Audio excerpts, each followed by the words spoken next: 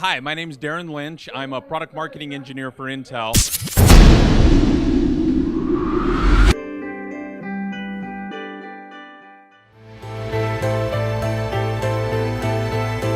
Right now, we're looking really at power. What can we do to make power better? And power in two ways. One, how can I save you power?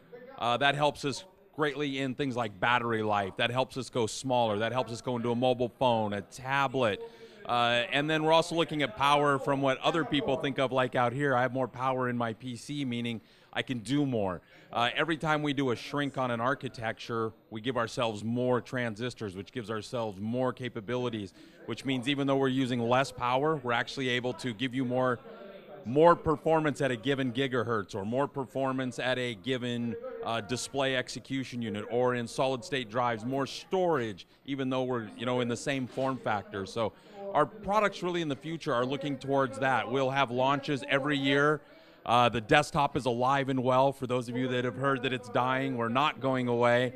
We will continue to have socketed desktop parts like we see out here for the build-yourself guys or our resellers and integrators. Those will be around for a long time.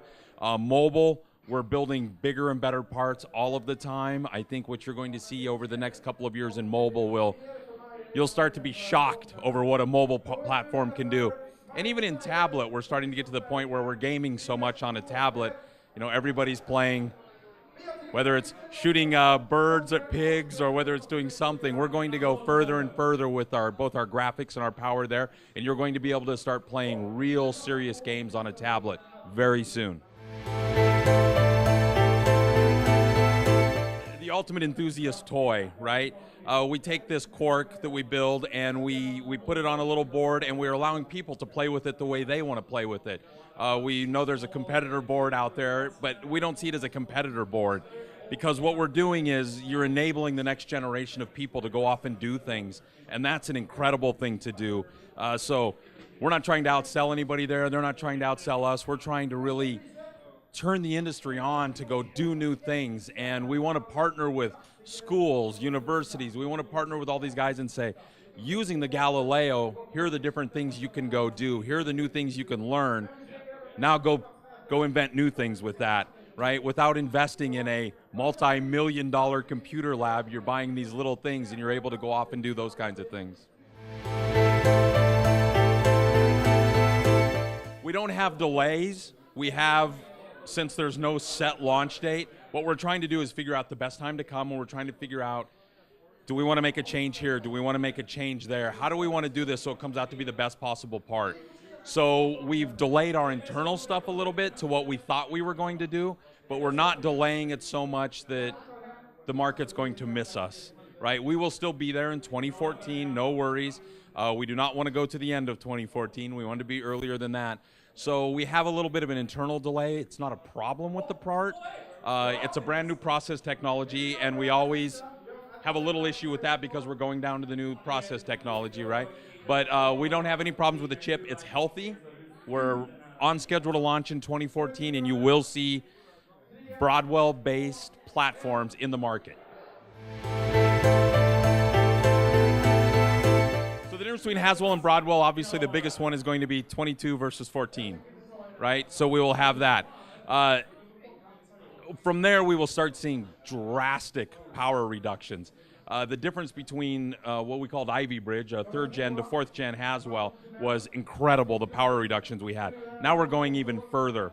And by going even further, now we're able to pack more stuff in there because we're going down to 14 nanometer. We're able to take away more power that's being drawn. Now is when you will start seeing where you'll start seeing Broadwell-based tablets, where you're going to see Broadwell in a phone, or our Broadwell derivatives in a phone. You're going to be able to see that because, once again, we've gone down in power. Feature sets, you're going to see improvements across the board.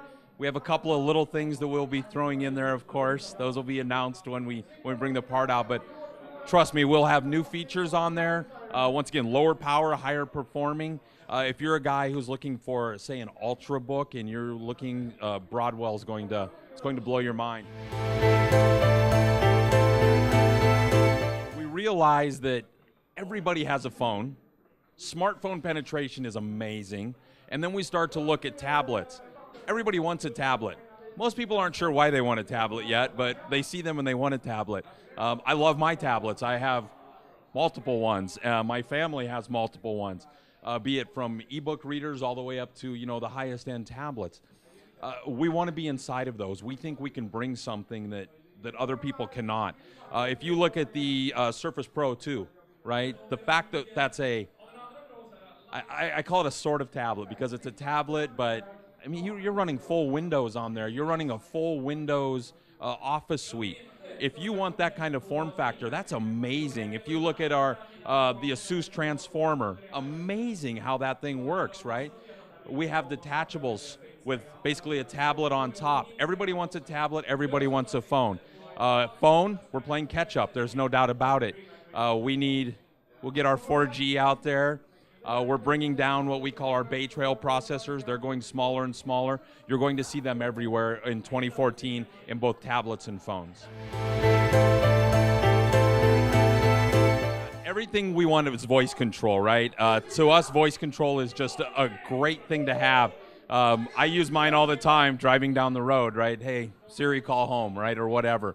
I use it in the office for different things. I love being across the room and being able to yell at my PC to turn on a song or something like that, right? That's a great thing. So we see voice control as just critical, and it has to happen.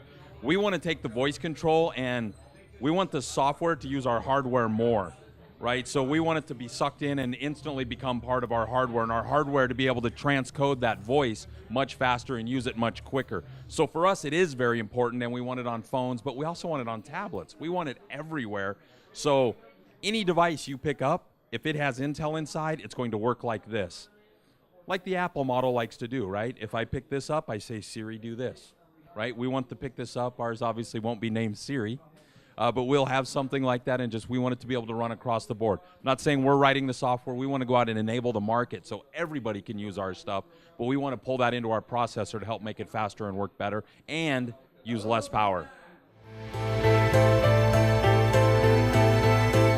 We're going smaller, we're going less power, but on the other end, we're also looking at the desktop again and saying, wait a second, man, there's a lot of guys out there on the desktop. What can we do for them again? Right, we've kind of, over the last couple years, we haven't ignored them, but we haven't been as innovative on the desktop. We're going to be more so. You're going to see better desktop stuff. All-in-one, growing great. We have them in here. They're over there playing Minecraft now.